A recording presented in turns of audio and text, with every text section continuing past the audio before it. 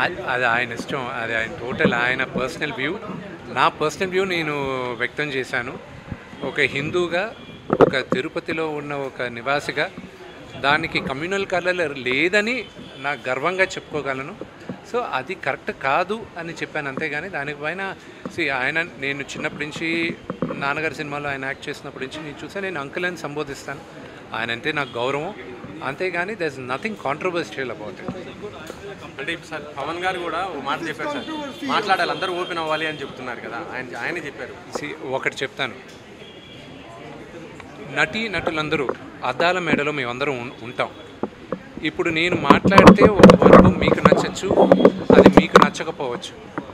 నచ్చిన వాళ్ళు మమ్మల్ని ఈజీగా టార్గెట్ చేస్తారు, నచ్చిన వాళ్ళు మాకు అవసరం ఉన్నప్పుడు వచ్చి సపోర్ట్ చేయరు. అందుకే నటులు చాలా జాగ్రత్తగా ఆచితూచి ఆలోచించి మాట్లాడతారు, మాట్లాడాలి కూడా. ఈ ఇష్యూలో ఇంటర్నల్గా ఎంతోమంది మాట్లాడున్నారు, కానీ బహిరంగంగా వచ్చి మాట్లాడితే ఎవరు మనోభావాలు దెబ్బతింటాయి అని కొత్తగా అందరికీ భయం కూడా ఉంటుంది. సో అందుకు మీరు తిరుపతి ఎన్నోసార్లు వెళ్తారు కదా, లడ్డు తిన్నప్పుడు మీకు ఏమన్నా అనిపించింది? అంటే ఏమన్నా డిఫరెంట్ ఎట్లా అంటే ఏమండి, దేవుడి పైన నమ్మకంతో విషం తాగినా కూడా అది అమృతంలాగే ఉంటుంది. ఆ నమ్మకం ఏ లెవెల్లో ఉందనేదే మనకి.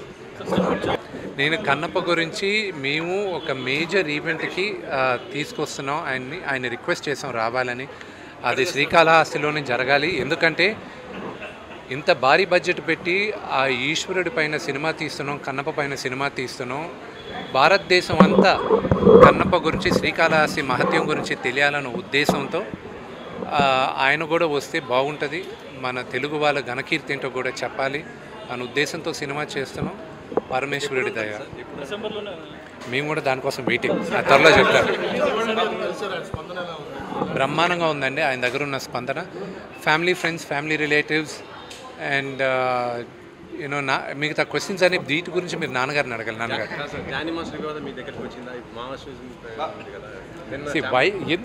ఎందుకు నన్ను ఎందుకు కాంట్రవర్సీ చేస్తారు? దాని గురించి ఆల్రెడీ ఓవర్.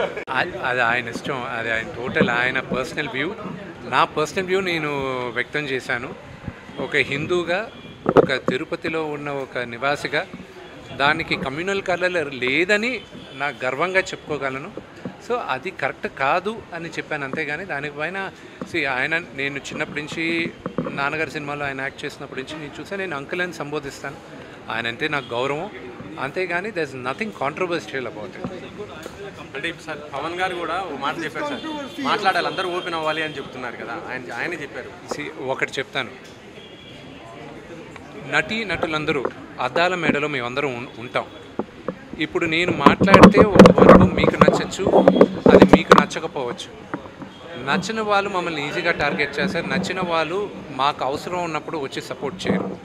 అందుకే నటులు చాలా జాగ్రత్తగా ఆచితూచి ఆలోచించి మాట్లాడతారు, మాట్లాడాలి కూడా.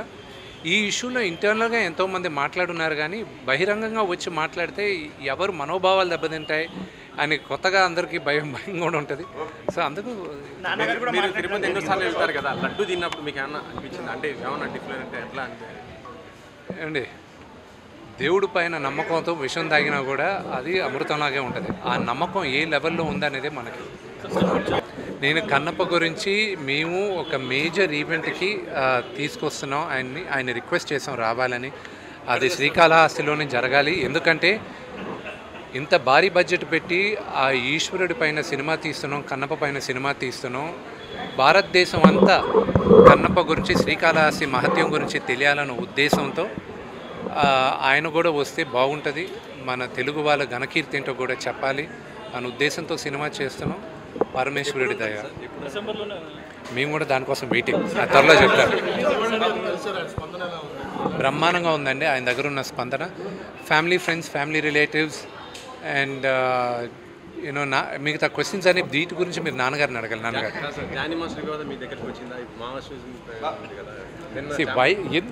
ఎందుకు నన్ను ఎందుకు కాంట్రవర్సీ చేస్తారు? దాని గురించి ఆల్రెడీ ఓవర్.